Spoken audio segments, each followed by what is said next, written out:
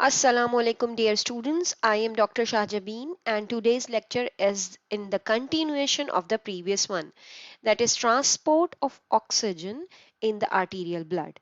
And we have done that oxygen is transported within the blood in the maximum amount, that is 97% as oxyhemoglobin in the combination with hemoglobin. So today's lecture topic is about the dynamics of the oxyhemoglobin, and that is best described by ODC, oxygen hemoglobin dissociation curve.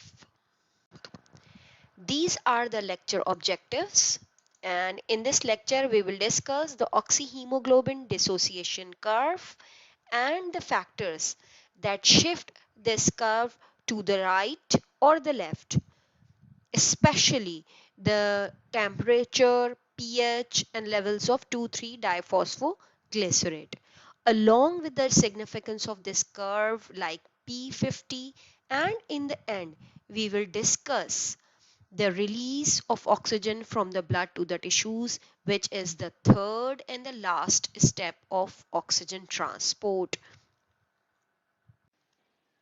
This oxygen hemoglobin dissociation curve is obtained when the partial pressure of oxygen is plotted with the percentage of hemoglobin saturation. And then what is hemoglobin saturation? Hemoglobin saturation is the percentage of hemoglobin that is combined with oxygen. And that percentage saturation is the average saturation of the entire hemoglobin molecules in the blood. This graph shows that the percent saturation of hemoglobin increases. Look at here, it increases in the blood, in the arterial blood, with the increase of the partial pressure of oxygen, like this. But this relationship is not linear but S-shaped or sigmoid in nature. Now look at this graph of oxygen hemoglobin dissociation curve. On the x-axis, you will find partial pressures of oxygen in mmHg. Here you can see 20 mmHg, 40 mmHg. Where it would be? Yes, in the tissues, and it goes up to 100 and above 100. And where you can find this 100 mmHg partial pressure of oxygen? Yes, in the alveoli. Now, these partial pressures of oxygen are plotted against the percentage saturation of hemoglobin on the y-axis. What is saturation of hemoglobin? This is how much hemoglobin is loaded, combined, or saturated with oxygen. The normal graph is red in color. This one, sigmoid in shape, and it can also be shifted to due to certain factors to the shift. It can shift towards the left or towards the right. We will do it later. Note that for better understanding, we divide this graph into two halves or two portions or two zones. First, it's the plateau zone or the plateau portion, and it is concerned with the association or loading of oxygen. And second one is the dissociation or unloading of oxygen, and this is the steep down portion or the zone.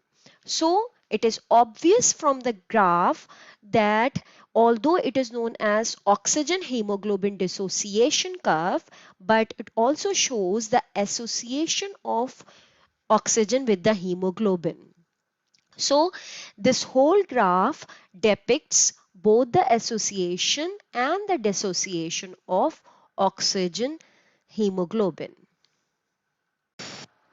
So the loading or association zone, that is the plateau or the curve portion of this graph, is concerned or related with the process of uptake of oxygen. And where it occurs? It occurs in the lungs. While the unloading or dissociation of the oxygen occurs in the steep portion of the curve, and it is concerned with the delivery. And where it occurs? It occurs in the tissues. This slide shows the buffering action of hemoglobin, and this is evident from this hemoglobin association curve. When you observe the loading zone and where it happens, this happens in the lung, where hemoglobin readily accepts oxygen due to the increased partial pressure of oxygen. You can note here that when the partial pressure of oxygen decreases from the 100, decreases up to the 60 mmHg, as low as 60 mmHg here. The arterial hemoglobin is still 90% saturated. Thus, this loading zone provides a safety margin that even the partial pressure of oxygen is as low as 60 mmHg, but the oxygen supplied here is the saturation is here is 90%. And when it happens, it can happen and sometime when the person is going to the altitude area, the mountain climbing, doing mountain climbing, or in aeroplane, or in some of the pulmonary diseases. So hemoglobin ensures high uptake of oxygen despite this low level. Next, similarly, the steep portion occurring below the 60 mmHg is concerned with the delivery in the tissues, and it shows that large amount of oxygen is delivered with minor fall in the partial pressure of oxygen, and the oxygen is unloaded over here even at the 40 mmHg. Now you can note here where it is. This partial pressure of oxygen is at the tissue level. So at the tissue level, 75% of the hemoglobin is saturated with the oxygen.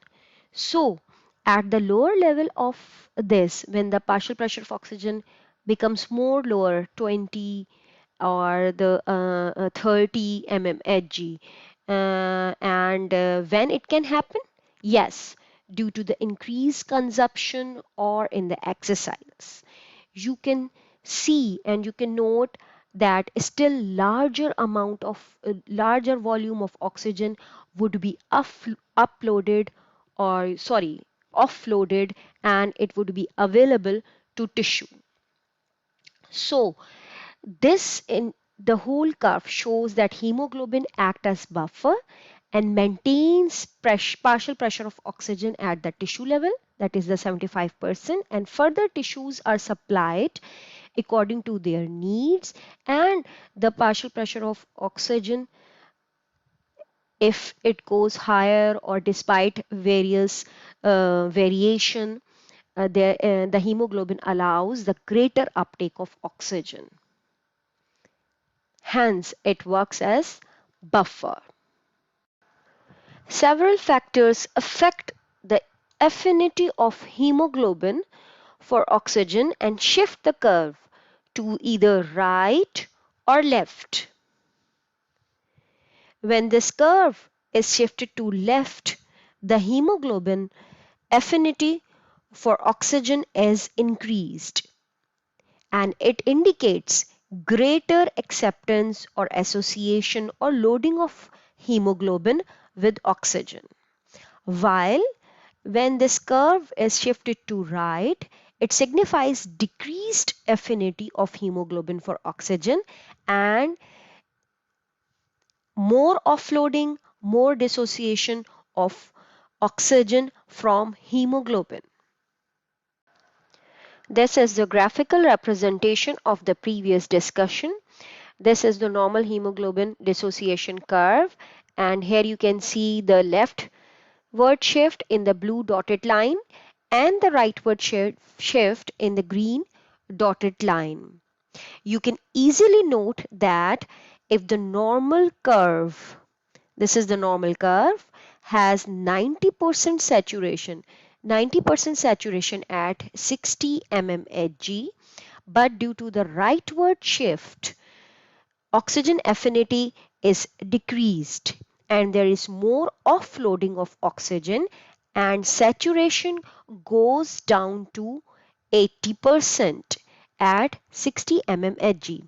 While in the left shift, this blue dotted line, the hemoglobin affinity for oxygen is more, and you can see at the 40 mmHg level, that is at the tissue level, uh, what was the normal one? It was 75. There is more oxygen saturation, that is 80%, due to the decreased delivery of oxygen to the tissues and increased affinity of hemoglobin for oxygen.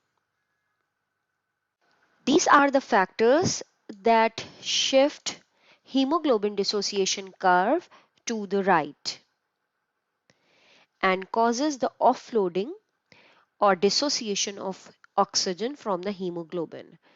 Number one is the decreased partial pressure of oxygen. And you know oxygen is readily released whenever there is partial pressure of oxygen is low, that is in the tissues. Number two, that is increase in the partial pressure of carbon dioxide and increase in the hydrogen ion concentration. Both of these causes the rightward shift and this is known as Bohr effect. The Bohr effect is the physiological phenomena which states that presence of carbon dioxide decreases the affinity of hemoglobin for oxygen. You know, when the blood passes through the tissues, carbon dioxide diffuses from the tissues into the blood. This increases the partial pressure of carbon dioxide. When carbon dioxide when combined with water, it will form carbonic acid H2CO3 and then H plus ions are dissociated, which are buffered by the globin part of the hemoglobin, and this buffering action also causes the release or offloading of oxygen, making the rightward shift and delivery of the oxygen to the tissues. Similarly, the increased temperature, body temperature, also causes the rightward shift as occurs in the exercise and excess of 2,3-diphospho or biphosphoglycerate in the RBC. One of the most important control of hemoglobin affinity for oxygen is RBC organic phosphate 2,3-diphosphoglycerate that is produced during glycolysis via Embeden-Meyerhof pathway. An increase in the concentration of 2,3-diphosphoglycerate decreases the affinity of hemoglobin for oxygen and shifts the normal hemoglobin dissociation curve to the right. These are the factors that increases the concentration of 2,3-DPG in the RBC.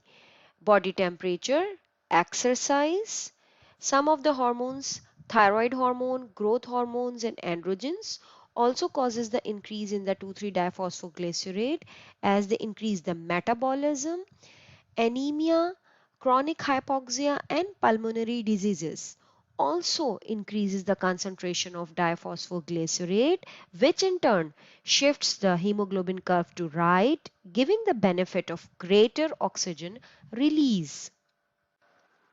So what happens to the oxygen dissociation curve in exercise? You know, during exercise, the demand of oxygen is increased in the skeletal muscles.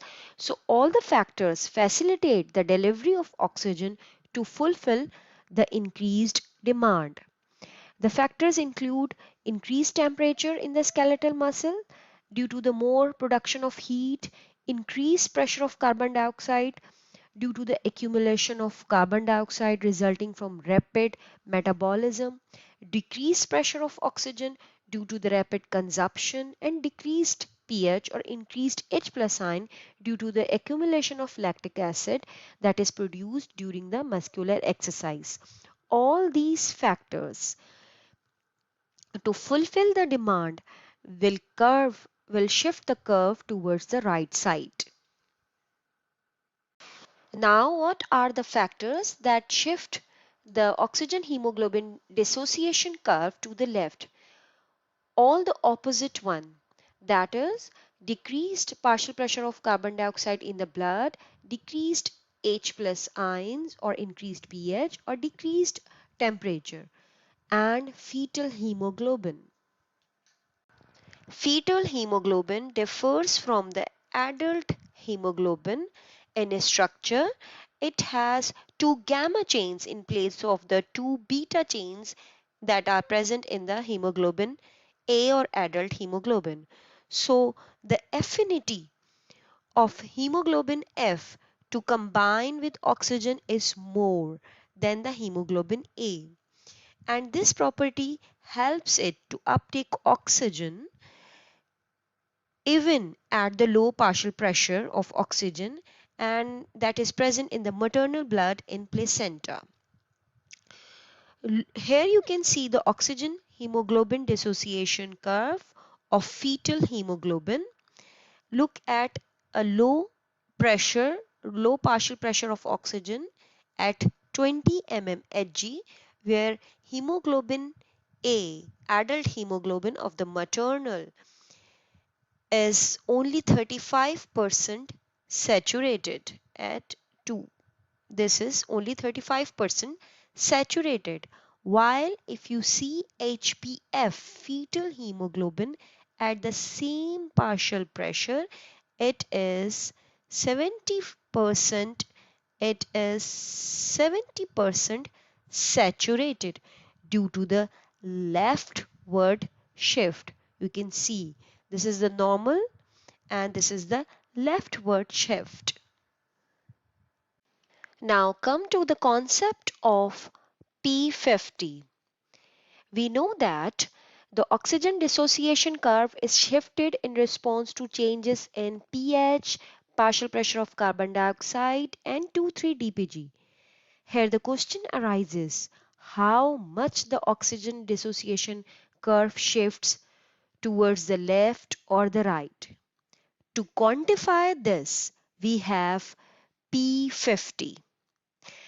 That refers to the partial pressure of oxygen that produces a 50% saturation of hemoglobin with oxygen, and the normal P50 for the arterial blood in an adult at 37 degree centigrade body temperature is 25 to 27 mmHg. Now the hemoglobin affinity for oxygen is inversely related to the P50. When the P50 is decreased, it indicates increased affinity of hemoglobin for oxygen, that is left side shift of the oxygen hemoglobin dissociation curve. And when the P50 is increased, it indicates decreased affinity of hemoglobin for oxygen, that is the rightward shift of oxygen hemoglobin dissociation curve. Again, this is oxygen hemoglobin dissociation curve, and this time with the P50. In the graph, you can observe normal P50, that is 50% oxygen saturation with the hemoglobin, that is, it is in the middle, and it is at 27 mmHg. While during right side shift, it has been increased up to 35 mmHg. So how much leftward shift is there? By P50, we know that the 50% of oxygen saturation is at 22 mmHg. Here you can revise the factors that shift the oxygen hemoglobin dissociation curve towards the right side, and these are the factors that shift this curve towards the left side. Carbon monoxide is an odorless, colorless gas that is the byproduct of combustion, and it is sometimes inhaled accidentally in a larger amount from the car exhaust or the tobacco smoke. It binds to the hemoglobin more rapidly and successfully than oxygen, as it has 200 times more affinity, and it combines at the same site on its molecule as the oxygen. It forms carboxyhemoglobin instead of oxyhemoglobin. So it causes carbon monoxide poisoning, as it decreases the oxygen carrying capacity of the blood, and it lowers the tissue oxygen and oxygen content. It is treated by administering pure oxygen at higher pressure, and this can displace the carbon monoxide rapidly from its combination with hemoglobin. Now come to the last step of oxygen transport, that is the diffusion of oxygen from the arterial blood to the tissues. When the arterial blood reaches the peripheral tissue, its partial pressure of oxygen in the capillary is still 95 mmHg, while the partial pressure of oxygen in the interstitial fluid that surrounds the tissue cell is only 40 mmHg. Here you can see. Thus, there is a tremendous initial pressure difference that causes oxygen to diffuse rapidly from the capillary blood into the tissue space. You know that due to the oxygen consumption, partial pressure of oxygen varies intracellularly from 5 mmHg to 40 mmHg and averages about 23 mmHg. So the oxygen diffuses down from the interstitium to the cell easily and rapidly.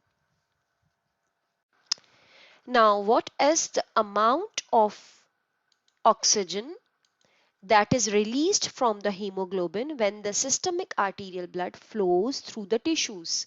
The total quantity of oxygen bound with hemoglobin in normal systemic arterial blood, which is 97% saturated, you have done it due to the venous admixture, is about 19.4 milliliters per deciliter of blood. This is the oxygen carrying capacity. You have done it in the previous lecture.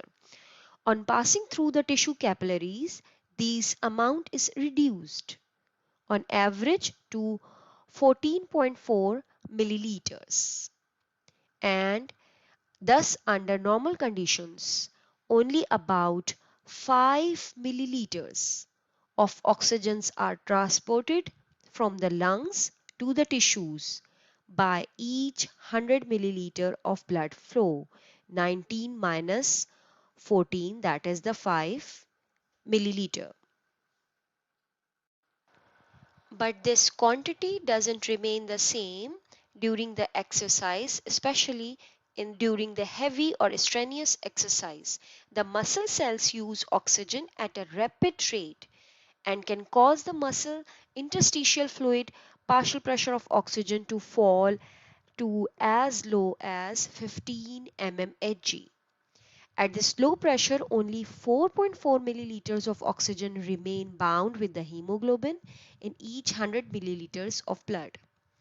Thus, if we subtract 4.4 from the 19.4, it gives us 15 millimeters.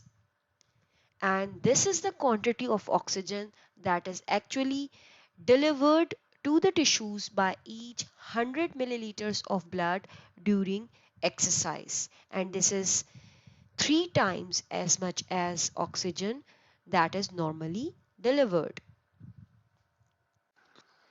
Now, what is utilization coefficient? It is the percentage of the blood that gives up its oxygen as it passes through the tissue capillaries. And the normal value for this is 25%, that is 5 milliliter per deciliter of blood. But during strenuous exercise, the utilization coefficient is increased up to 75 or 85%. Thank you, students. This is my email address for your queries and the reference books names.